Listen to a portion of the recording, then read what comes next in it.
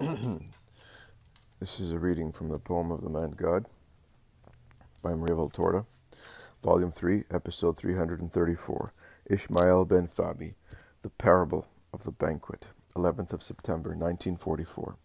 I see Jesus walk fast along a main road, which the cold wind of a winter morning sweeps and hardens. The fields on both sides of the road are covered with a thin green veil of corn, which has just begun to grow and is a promise of future bread, although a promise that is even difficult to imagine. There are drills in the shade, which are still devoid of that blessed green down, and only those in the more sunny places have the light green veil that is so joyous as it announces the oncoming springtime. Fruit trees are still bare. None of the dark branches have yet put forth buds. Only olive trees have their everlasting green-gray foliage, which is as sad in the August sunshine as it is in the first light of this winter morning. Also the thick leaves of cacti are green, a mellow green of freshly painted ceramic. As usual, Jesus is walking 2 or 3 steps ahead of his disciples. They are all enveloped in their woolen mantles. At a certain point, Jesus stops, and turning round, he asks the disciples, "Are you familiar with the road? This is the road, but we do not know where the house is, because it is farther inland. Perhaps it is over there where those olive trees are. No, it must be down there at the bottom where those big bare trees are. There should be a road for carts." In short, they do not know anything precisely. There are no people to be seen on the road or in the fields. They proceed at random, looking for the road. They find a little house of poor people, with 2 or 3 little fields around it. A little girl is drawing water from a well. "Peace to you, little girl," says Jesus, stopping at the hedge where there is a passageway. "Peace to you. What do you want?" "Some information." "Where is the house of Ishmael, the Pharisee?" "You are on the wrong road, Lord. You must go back to the crossroads and take the road that goes back in the direction where the sun sets. But it is a long way, a very long one, because you have to go back to the crossroads and then walk a good distance. Have you had anything to eat? It is cold, and one feels the cold more on an empty stomach. Come in if you wish. We are poor, but you are not rich either. You can make the best of it. Come." And in her shrill voice she shouts, "Mother!" A woman about 35, 40 years old comes to the door. Her face is honest, but rather sad. She is holding in her arms a half-naked child about 3 years old. "Come in. The fire is lit. I will give you bread and milk."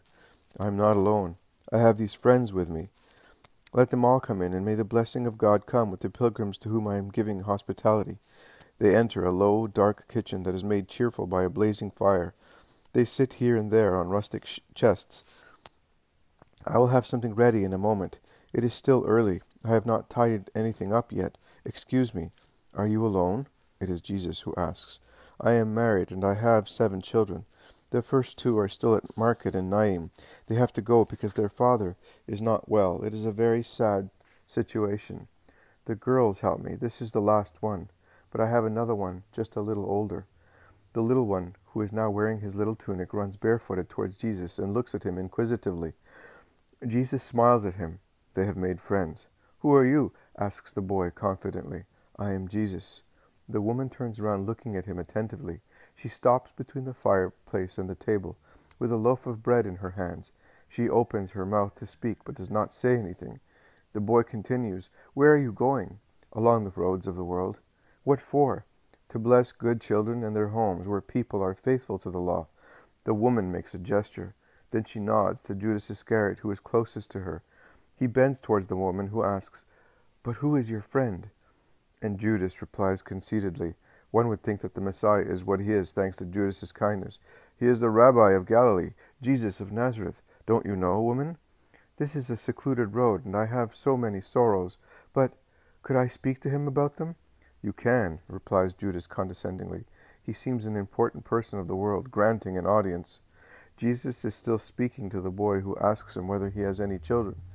While the girls seen at the well and another older one, bring milk in bowls, the woman approaches Jesus. She remains for a moment in suspense. Then she stifles a cry. "Jesus, have mercy on my husband." Jesus stands up. He dominates her with his height, but looks at her so kindly that she plucks up courage again. "What do you want me to do?" "He is very ill. He is swollen like a wineskin, and he cannot bend to work. He cannot rest because he chokes and tosses about. and we still have little children. Do you want me to cure him? But why do you want that of me? Because you are you. I did not know you, but I heard people speak of you. My good luck has brought you to my house after I looked for you 3 times at Nain and Cana. My husband was with me twice. He was looking for you, although traveling by cart makes him suffer so much. Even now he is gone with his brother. We were told that the rabbi, after leaving Tiberias, was going towards Caesarea Philippi. He has gone there waiting for you. I did not go to Caesarea. I am going to Ishmael the Pharisee. Then I shall go towards the Jordan. What? You, a good man, are going to Ishmael? Yes, I am. Why? Because, Lord, I know what you say, that we must not judge, that we must forgive and love one another. I have never seen you before, but I have tried to learn as much as I could about you, and I have prayed the Eternal Father to grant me to hear you at least once. I do not want to do anything which may displease you.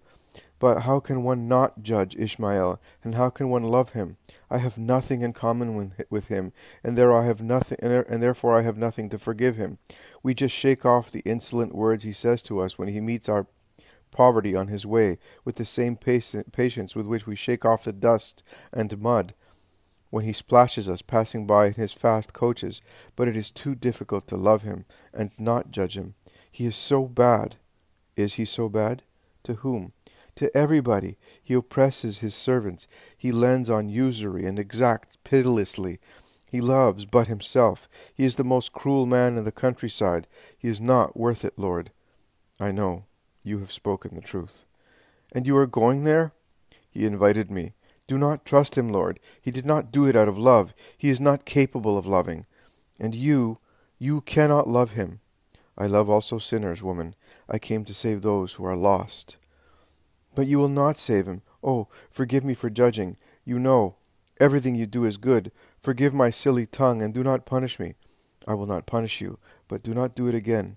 Love also wicked people, not because of their wickedness, but because it is through love that mercy is granted to them, that they may convert. You are good and willing to become even better. You love the truth, and the truth speaking to you says that he loves you because you are pitiful to guests and pilgrims according to the law, and you have brought up your children accordingly. God will be your reward. I must go to Ishmael, who invited me to show me to many of his friends who want to meet me. I cannot wait any longer for your husband, who incidentally is on his way back home, but tell him to be patient for another little while, and to come immediately to Ishmael's house, and to ask you to come as well. I will cure him. Oh, Lord! The woman is on her knees at Jesus' feet and looks at him smiling and weeping. She then says, But this is the Sabbath. I know. I need it to be the Sabbath to say something to Ishmael concerning it. Everything I do for a definite, unerring purpose.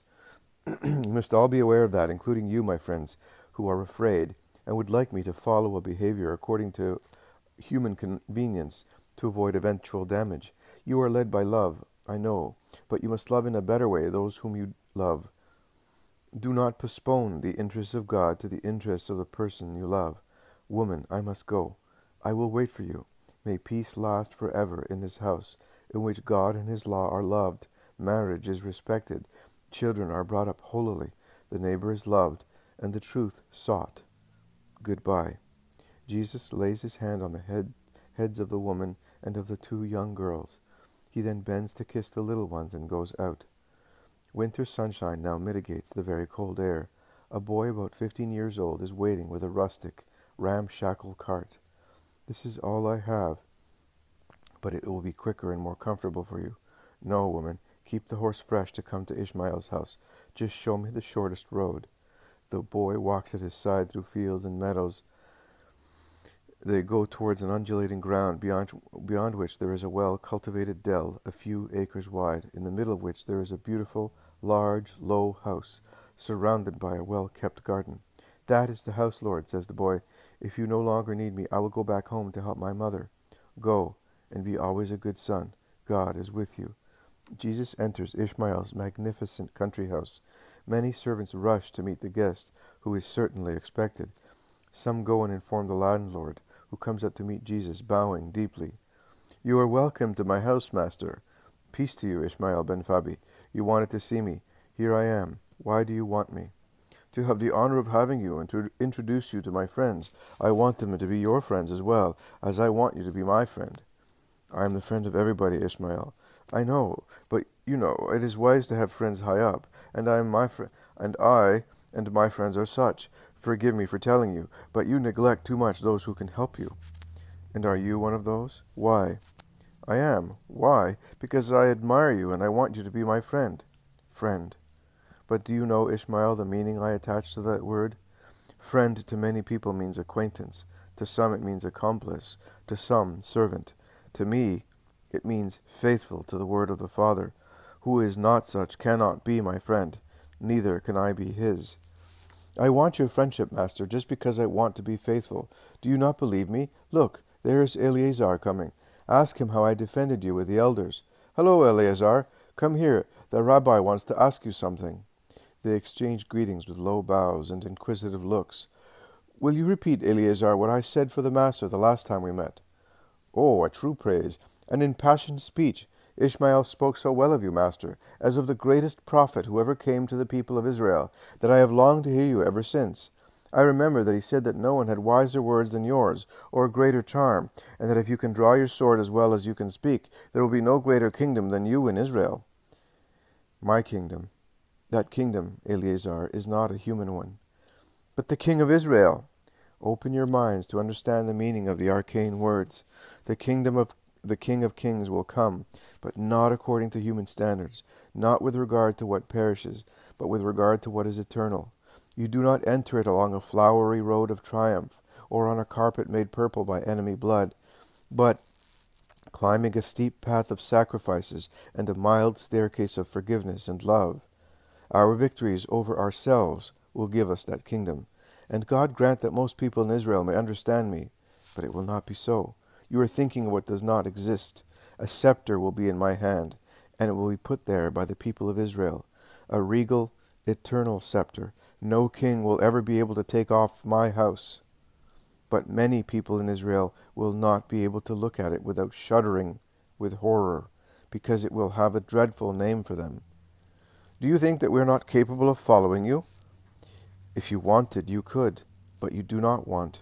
Why do you not want? You are elderly now. Your age should make you understand and be just, also for your own sake. Young people may make mistakes and then repent, but death is always close to elderly people. Eleazar, you are less entangled in the theories of many people of your rank. Open your heart to the light. Ishmael comes back with 5 more pompous Pharisees. Come in, says the landlord. They leave the hall, which is well furnished with seats and carpets, and they enter a room into which amphorae are brought for ablutions. They then pass into the dining room, in which everything has been magnificently arranged. Jesus beside me, between me and Eleazar, orders the landlord. And Jesus, who had remained at the end of the room, near the rather intimidated and neglected disciples, has to sit at the place of honor. The banquet begins with numerous dishes of roast meat and fish. Wines and syrups, I think, or at least water sweetened with honey, are served several times. Everybody tries to make Jesus speak. A shaky old man asks in a decrepit, clucking voice, "Is it true what people say, that you are going to change the law?" I will not change one iota of the law. On the contrary, and Jesus emphasizes his words, I have come to complete it again, as it was given to Moses. Do you mean that it was modified? No, never. It only had the same fate as all sublime things entrusted to man. What do you mean? Explain yourself. I mean that man, through ancient pride, or the ancient incentive of treble lust, wanted to touch up the straightforward word, and the result was something that oppresses faithful believers, whilst with regard to those who touched it up, it is nothing but a pile of sentences to be left to other people. But, Master, our rabbis, that is an accusation. Don't disappoint our desire to be assistants to you. Hey, they are quite right in saying that you are a rebel. Silence. Jesus is my guest. Let him speak freely. Our rabbis began their work with the holy purpose of making the application of the law easier. God himself began that school when he added detailed explanations to the words of the 10 Commandments, so that man could not find the excuse that he had not understood. The work, therefore, of those teachers who break into crumbs for the children of God, the bread given by God for their souls, is holy work. but it is holy when it pursues a righteous aim, which was not always the case, at least and least of all it is nowadays. But why do you want me to speak, when you take offense if I enumerate the faults of the mighty ones? Faults? Have we nothing but faults? I wish you had nothing but merits. But we do not have them. That is what you think, and what your eyes say. Jesus, one does not make powerful friends by criticizing them. You will not reign. You are not acquainted with that art. I do not ask to reign according to your ideas, neither do I beg for friendship. I want love, honest, holy love, a love that extends from me to those whom I love and is displayed by making use of what I preach to use, mercy. Since I heard you, I have not lent on usury any more, says one, and God will reward you for that. God is my witness that I have not thrashed my servants any more, although they deserve to be lashed, after I heard one of your parables, says another one. And what about me? I left over 10 bushels of barley in the fields for the poor, states a third one. The Pharisees praise themselves excellently. Ishmael has not spoken. Jesus asks him, And what about you, Ishmael? Oh, I have always used mercy. I have but to continue as I behaved in the past. Good for you, if it is really so. You are really the man who feels no remorse. No, I really do not. Jesus' sapphire glance pierces him. Eleazar says, touching his arm, Master, listen to me. I have a special case to submit to you. I recently bought a property of a poor wretch who ruined himself for a woman. He sold it to me without telling me that there was an old servant, his nurse, in it. She is now blind and feeble-minded. The vendor does not want her. I would not like to have her either, but to throw her out. What would you do, master? What would you do if you were to advise somebody else? I would say, keep her. A piece of bread will not be your ruin. Why would you say so? Well, because I think that it is what I would do, and what I would like to be done to me. You are very close to justice, Eleazar. Do as you would advise, and the God of Jacob will always be with you. Thank you, master. The others are grumbling among themselves. What have you to grumble about? Asks Jesus. Is what I said not just? And has Eleazar not spoken justly? Ishmael, since you have always been merciful, defend your guests. Master, you are right, but if one always did that, one would become the victim of other people. Whereas, according to you, it is better if other people become our victims. Is that right? I don't mean that, but there are cases. The law says that we must be merciful. Yes, to a poor brother, to a stranger, a pilgrim, a widow, to an orphan. But this old woman who turned up in Eleazar's property is not his sister, a pilgrim, a stranger, an orphan, or a widow. She is nothing to him. She is just an old piece of furniture which does not belong to him, and was forgotten by her true master in the sold property. Eleazar, therefore, could throw her out without any scruple at all. He would not be responsible for the death of the old woman. Her true master would. And he cannot keep her any longer because he is poor himself, and thus he is free from obligations as well. So, if the old woman dies of starvation, it is her own fault, is it not so? It is, master. It is the destiny of those who are no longer of any use. Sick, old, unfit people are condemned to misery, to begging, and death is the best thing for them. It has always been like that, since the beginning of the world, and it will ever be so. Jesus, have mercy on me! A moaning voice is heard through the closed window. The room is in fact closed, and the chandeliers are lit, perhaps because it is cold. Who is calling me? A nuisance of a fellow. I will have him driven away. Or a beggar. I will have a piece of bread given to him. Jesus, I am ill. Save me. As I said, it is a pestering fellow. I will punish the servant for letting him in. And Ishmael stands up. But Jesus, who is at least 20 years younger than he is, and head and shoulders over him, makes him sit down again, laying a hand on his shoulders and ordering, Stay, Ishmael. I want to see the man who is looking for me. Let him in. A dark-haired man comes in. He must be about 40 years old, but he is as swollen as a barrel and as yellow as a lemon. His half-open lips are violaceous, and he is panting. The woman, seen in the first part of the vision, is with him. The man comes forward with difficulty because of his disease, and because he is afraid. He in fact sees that he is being looked at with such evil eyes. But Jesus has left his place and has gone towards the unhappy man, taking him by the hand and leading him to the middle of the room in the empty space of the U-shaped table, right under the chandelier. What do you want from me? Master, I have sought you so much for such a long time. I want nothing but health for the sake of my children and of my wife. You can do everything. See in what a state I am. And do you believe that I can cure you? I do believe it. Every step, every jerk is painful, and yet I have traveled for miles and miles looking for you, and I followed you also by cart without ever reaching you. Of course, I believe. I am surprised I have not already been cured, since my hand has been in yours, because everything in you is holy. O holy man of God! The poor man is puffing and blowing owing to the efforts of speaking so much. His wife looks at him and at Jesus and weeps. Jesus looks at them and smiles. He then turns round and asks, "You, old scribe," he addresses the trembling old man who was the first to speak, "tell me, is it lawful to cure on the Sabbath?" "It is not lawful to do any work on the Sabbath." "Not even to save a man from despair?" "It is not manual work." "The Sabbath is sacred to the Lord."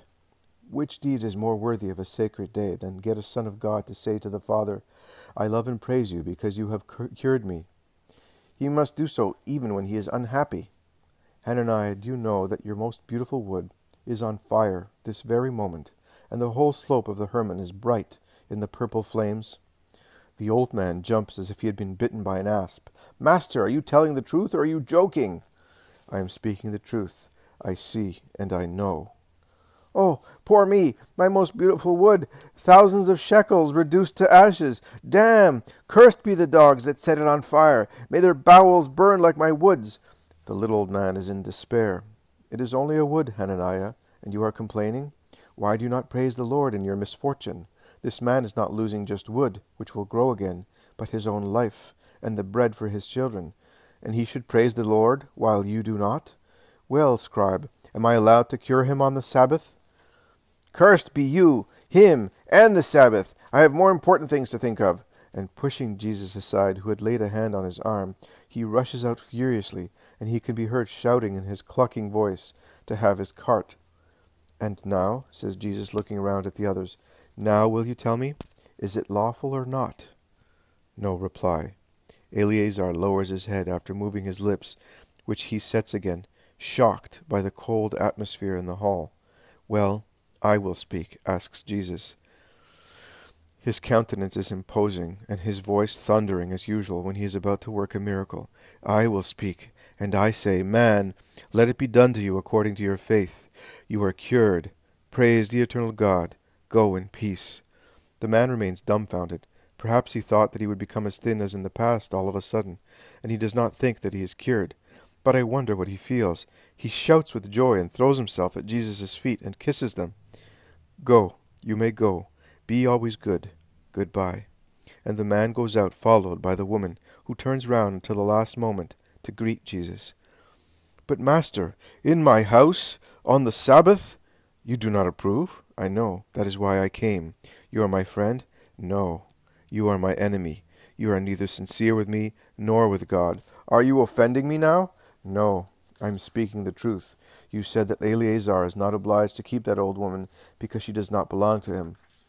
But you had 2 orphans who belonged to you.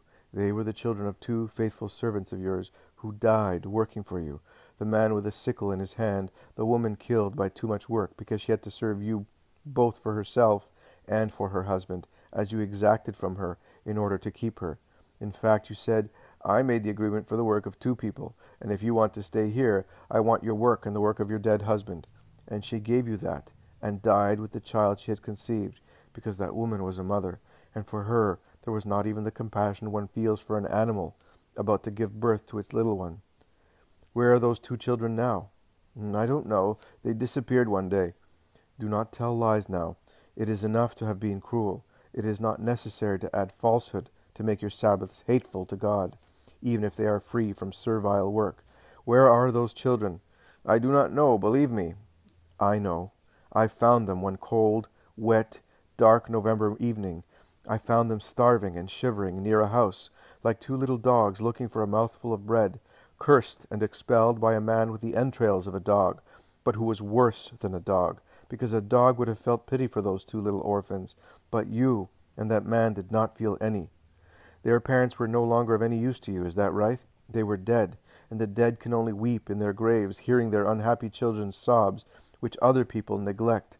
But the dead with their souls take their tears, and the tears of their orphans to God, and say, Lord, take vengeance on our behalf, because the world oppresses us when it can no longer exploit us.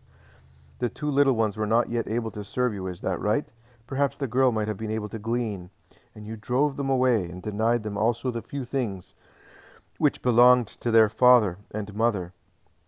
They might have died of starvation and cold, like two dogs on a cart road.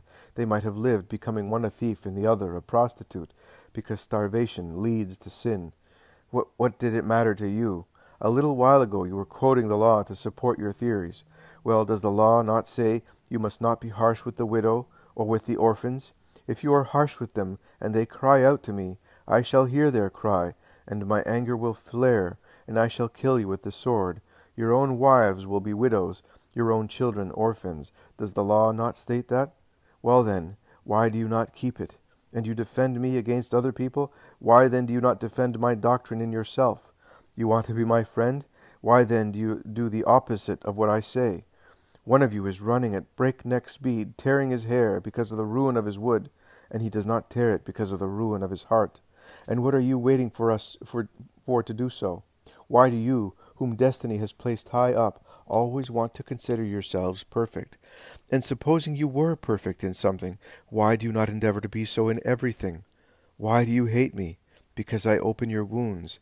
I am the doctor of your souls. Can a doctor cure a sore if he does not open it and clean it? Do you not know that many people, and that woman who has just gone out is one of them, deserve the first places in the banquet of God, although they apparently look miserable? Outward appearance does not count. It is the heart and the soul that matter. God sees you from the height of his throne, and he judges you. How many he sees who are better than you are. So listen. As a rule, always act as follows. When you are invited to a wedding banquet, always choose the last place. Double honor will come to you when the landlord says to you, Come forward, my friend. Honor to your merit and your humility. Whereas it will be a sad moment for a proud man to be ashamed and hear the landlord say, Go down there to the end, because there is someone here more worthy than you are.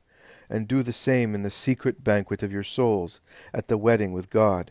He who humbles himself will be exalted, and he who exalts himself will be humbled. Ishmael, do not hate me for curing you. I do not hate you.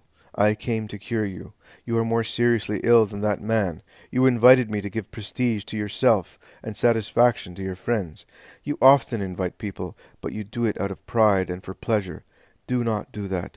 Do not invite rich people, relatives, and friends. Open your house and your heart to the poor, to beggars, cripples, to lame people, orphans, and widows. In return, they will give you blessings, and God will change them into graces. And at the end, what a happy destiny for all the merciful, who will be rewarded by God at the resurrection of the dead. Woe to those who cherish only hopes of profit, and later close their hearts to the brothers who can no longer serve them. Woe to them! I will revenge the forlorn. Master, I want to please you. I will take those children again. No, you will not. Why? Ishmael. Ishmael lowers his head. He wants to appear humble, but he is a viper deprived of its poison, and does not bite because it knows it has none, but waits for the opportunity to bite. Eleazar endeavors to restore peace, saying, Blessed are those who feast with God in their souls, and in the eternal kingdom. But believe me, Master, at times it is life that hinders us, offices, occupations. At this point, Jesus tells the parable of the wedding feast, and concludes, Offices, occupations, you said. It is true. That is why I said to you at the beginning of this banquet that my kingdom is conquered through victories over ourselves, not by means of victories in the battlefield. The places at the great supper are for the humble-hearted, who are great through their faithful love, which takes no account of sacrifices, and overcomes all difficulties that come to me. Even 1 hour is sufficient to change a heart, providing that heart wants to change. And 1 word is sufficient. I have told you many, and I am looking. A holy tree is springing up in a heart. In the others there are thorns for me. And in the thorn there are asps and scorpions. It does not matter. I will proceed in my straight way. Let those who love me follow me. I go round calling. Let righteous people come to me. I go round teaching. Let the seekers of justice approach the fountain. With regard to the others, the Holy Father will judge. Ishmael, I say goodbye to you. Do not hate me. Meditate. You will see that I was severe out of love, not out of hatred. Peace to this house, and to those who dwell in it. Peace to everybody, if you deserve peace.